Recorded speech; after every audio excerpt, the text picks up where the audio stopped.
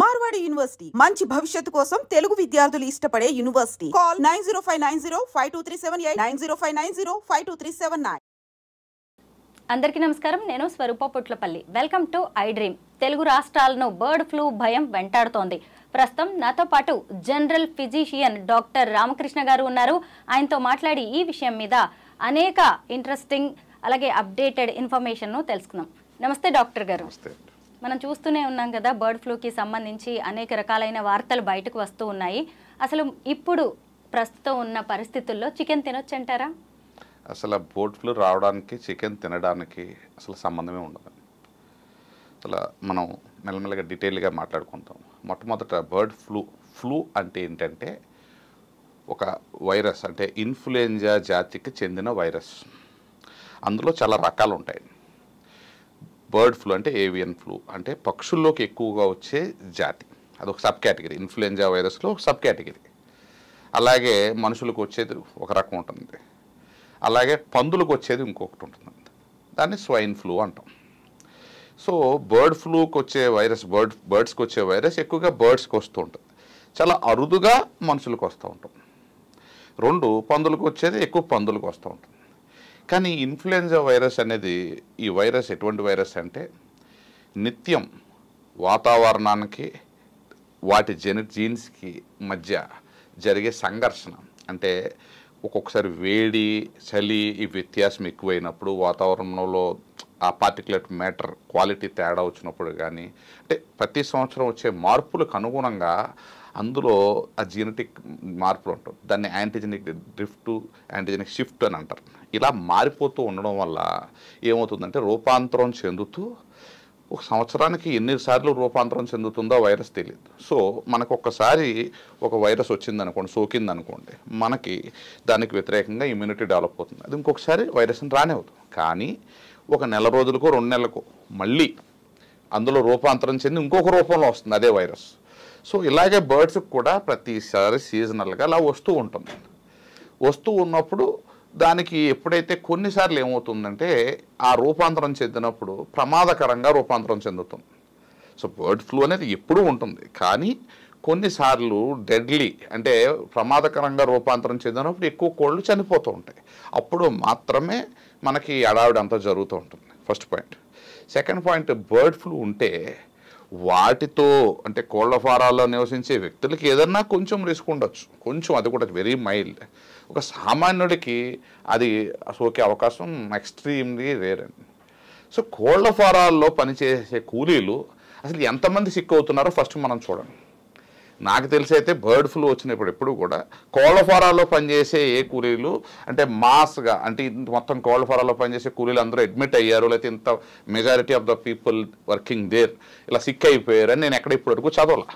So దీన్ని బట్టి మనకి ఏమర్థం అవుతుంది, అసలు బర్డ్ ఫ్లూ మనుషులకి ప్రమాదం కాదనేది అయితే మనకు తెలుస్తుంది. సెకండ్ పాయింట్, ఓకే ఆ వైరస్ బర్డ్లో ఉందనుకుందాం, అది అక్కడి నుంచి కోళ్ల ఫారం నుంచి ట్రావెల్ చేసుకుంటూ వచ్చేటప్పుడు మధ్యలో పోనవచ్చు. చికెన్ షాప్లో కోడిని చంపేసిన తర్వాత పూర్తిగా పోవచ్చు. అప్పటికీ దాని శరీరంలో ఆ వైరస్ ఉన్నా కూడా మనం చికెన్ ఉడికించినప్పుడు అది కూడా చనిపోతుంది. సో ఒకవేళ చికెన్ ఉడికించిన తర్వాత చనిపోకపోతే మనం తిన్నప్పుడు కడుపులో డైజెస్ట్ అయిపోతుంది. సో అంటే ఆ బర్డ్ ఫ్లూ వచ్చినప్పుడు చికెన్ తినడం వల్ల వైరస్ రావడం అనేది అసలు జరగని పని అండి. కానీ బర్డ్ ఫ్లూ వచ్చినప్పుడు కొన్నిసార్లు ఆ వైరస్ మనుషులకు ఇన్ఫెక్ట్ అవ్వచ్చు. ఎవరికి? కోళ్ల ఫారాల్లో పనిచేసే వాళ్ళకి, వారి కుటుంబ సభ్యులకి ఏదైనా కొంచెం రావచ్చు. లేదు ఏదైనా వ్యాన్ వెళ్తున్నప్పుడు ఆ గాలికి ఏదైనా వైరస్ వచ్చి మనకు రావచ్చు. కానీ ఇప్పటివరకు జరిగిన రిపోర్ట్స్లో, మనకి రీసెర్చ్లో ఎప్పుడు కూడా ప్రమాదకరంగా వచ్చిన అవకాశాలు ఏమీ కనిపించలేదు. ఇది ఫ్లూ వైరస్ వరకు చూసుకుంటే, బర్డ్ ఫ్లూ ఎస్పెషల్లీ. సో వచ్చినా ఏంటి, మైల్డ్ సిమ్టమ్స్, ఏదైనా కంజంక్టివిటిస్ రావచ్చు, లేదంటే ఈ కళ్ళు ఎర్రపడవచ్చు, లేదా జలుబు రావచ్చు, వెరీ రేర్గా విరోచనాలు, లేకపోతే బ్రెయిన్ హెడేక్ ఇలాంటివి రావచ్చు. కానీ ప్రమాదకరంగా మారడం అనేది చాలా అరుదు. రెండవది ఏంటంటే ఈ ఫ్లూ వైరస్, అంటే ఇది స్వైన్ ఫ్లూ కావచ్చు, బర్డ్ ఫ్లూ కావచ్చు, ఏదైనా, అంటే నేను చూసిన దాన్ని బట్టి చూస్తే గత 20-25 సంవత్సరాల్లో నాకు ఊహ తెలిసి ఇదంతా చూసిన దాన్ని బట్టి దాదాపుగా 7 నుంచి 10 సంవత్సరాలకు ఒక్కసారి మాత్రమే ప్రమాదకర రూపంలో వస్తుంది. ఫర్ ఎగ్జాంపుల్ స్వైన్ ఫ్లూ 2008లో ఒకసారి భయపెట్టింది, మళ్ళీ 2014-15లో ఒకసారి భయపెట్టింది. 2020లో కరోనా అనేది సపరేట్ వైరస్, అంటే వేరే జాతికి చెందిన వైరస్. సో అది డెడ్లీ వేరియంట్గా మారినప్పుడు మాత్రమే వస్తుంది.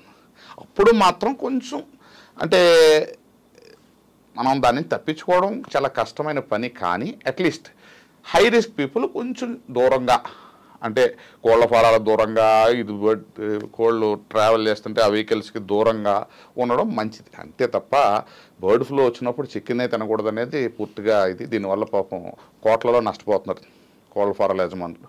ఇది చాలా మంచి పరిణామం కాదు. అయితే ఎలాంటి డౌట్ లేకుండా చికెన్, ఎగ్స్ తినేసేయచ్చు అంటారు. చాలా మంచిది. అసలు ఫ్లూ వైరస్ రాని మనిషి ఎక్కువగా protein diet like chicken, egg తీసుకుని ఎక్సర్సైజ్ చేస్తే ఆ ఫ్లూ నిజంగా వచ్చినప్పుడు దాన్ని తట్టుకునే శక్తి ఉంటుంది. కానీ ఒకసారి ఫ్లూ వచ్చి మనం సిక్ అయిన తర్వాత, జ్వరం అయిన వచ్చిన తర్వాత మాత్రం చికెన్, ఎగ్ తినకూడదు. ఎందుకంటే ఈ హై ప్రోటీన్ డైట్ తీసుకున్నప్పుడు ఏమవుతుందంటే ఈ అరగడానికి ఎక్కువ సమయం తీసుకుని ఎక్కువ శరీరం కష్టపడి దానివల్ల ఏమవుతుందంటే బాడీ ఇంకా అలసటకి లోని మనం ఇంకా సిక్కే అవకాశం ఉంటుంది. సో ఇన్ఫెక్షన్ ఆల్రెడీ వచ్చిన వాళ్ళు అయితే తినకూడదు, రాని వాళ్ళు నిస్సంకోచంగా తినొచ్చు. మీలాంటి సీనియర్ డాక్టర్స్ ఇంత సింపుల్గా చెప్పేస్తున్నారు బర్డ్ ఫ్లూ వల్ల ఏం కాదు, చికెన్ తినేయొచ్చని. ఇటు చూస్తేనేమో ఏపీలో ఎక్కడో మొదలైంది, అక్కడ కొన్ని లక్షల కోళ్లు చనిపోయాయి అని చెప్పి తెలంగాణ ప్రభుత్వం కూడా వెంటనే యాక్షన్లోకి దిగింది. 24 చెక్ పోస్టులు పెట్టింది. ఇప్పుడు తీరా కొత్తగా చూస్తే ఫుడ్ సేఫ్టీ అధికారులు చెకింగ్స్ చేస్తూ ఉన్నారు. చికెన్ షాపుల మీద అక్కడ ఇక్కడ కుళ్ళిపోయిన చికెన్ లాంటిది అంతా బయటపడుతోంది. దీని మీద మీరేమంటారు? అంటే ప్రభుత్వం ఇలాగా యాక్షన్ తీసుకునేసరికి ప్రజల్లో ఇంకొంచెం భయం ఎక్కువవుతోంది. సో ఫుడ్ సేఫ్టీ అధికారులు చెక్ చేయడానికి బర్డ్ ఫ్లూకి ఎటువంటి సంబంధం లేదండి.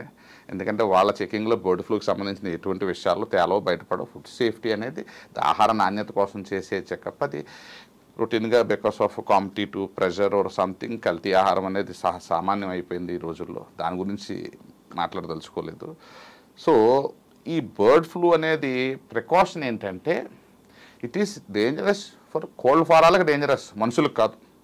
సో ఇప్పుడు ఆంధ్ర నుంచి తెలంగాణకి కోళ్ళని రానివ్వడం వల్ల ఆ ఫ్లూ వైరస్ ఇక్కడ కోళ్ళకు వస్తుందేమో భయంతో మేబీ ఆపుండొచ్చు. కానీ మనుషులకు రాకూడదన్న ఉద్దేశంతో ఆ కోళ్ళని ఆపడం వల్ల అయితే ఎటువంటి ఉపయోగం ఉండదు.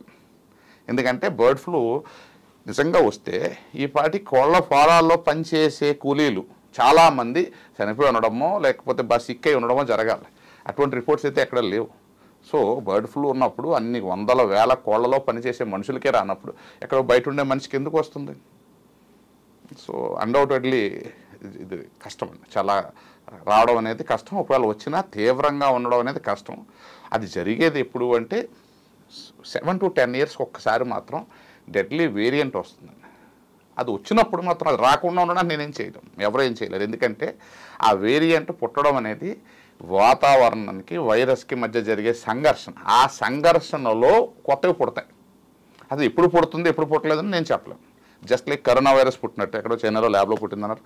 వాస్తవంగా అది ఎలా పుట్టిందన్నది తెలియదు. కానీ అది పుట్టిందైతే వాతావరణానికి వైరస్కి మధ్య జరిగిన సంఘర్షణ డెడ్లీ వేరియంట్ వచ్చింది. అయితే పౌల్ట్రీ రైతులు అక్కడ పనిచేసే వాళ్ళు ఎలాంటి జాగ్రత్తలు తీసుకోవాలంటారు? సో జాగ్రత్తలు అంటే ఎప్పుడు కూడా ఏదైనా వైరస్ వచ్చినప్పుడు ఎక్కువ హై వైరల్ లోడ్ ఉన్నప్పుడు దాని నుంచి తప్పించుకోవడం అనేది జరగని పని. ఫ్లూ వైరస్ అనేది కూడా ఎలాంటి వైరస్ అంటే మైక్రోస్కోప్లో కూడా కనిపించినంత చిన్న పదార్థం వైరస్. సో దాన్ని ఫిజికల్గా ఆపితే అది ఆగిపోతుంది, రాదు అనే నోషన్ అయితే తప్పు. కానీ ఏంటంటే కోళ్ళ ఫారాల్లో పనిచేసేవాళ్ళు మేబీ ఆ వైరల్ లోడ్ తగ్గడానికి కొంచెం ఈ ఫిజికల్ ప్రొటెక్షన్ తీసుకుంటే ఇన్ఫెక్షన్ రాకుండా అయితే ఆగదు, కానీ అట్లీస్ట్ లోడ్ తగ్గుతుంది. బట్ వచ్చిన అంత డేంజరస్ కాదు. ఎస్పెషల్లీ ఈ డైలీ వేజ్ లేబరర్స్, వర్కర్స్కి అయితే అంత ప్రమాదకరంగా ఉండే అవకాశం అసలు ఉండదు. ఎందుకు అంటే దేర్ బాడీస్ అంటే మజిల్ క్వాలిటీ ఎవరికైతే బాగుంటుందో, ఫ్యాట్ తక్కువ ఉంటుంది, అంటే ఊబకాయం ఎవరికైతే తక్కువ ఉంటుందో వాళ్ళ బరువు తక్కువ ఉండొచ్చు. బట్ తక్కువ బరువు ఉన్నా కూడా మజిల్ బాగుండి కొవ్వు తక్కువ ఉండాలి.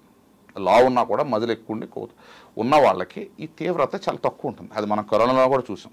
స్పోర్ట్స్ పర్సన్ ఎవరో చనిపోలే, కూలీలు చాలా తక్కువ మంది చనిపోయారు.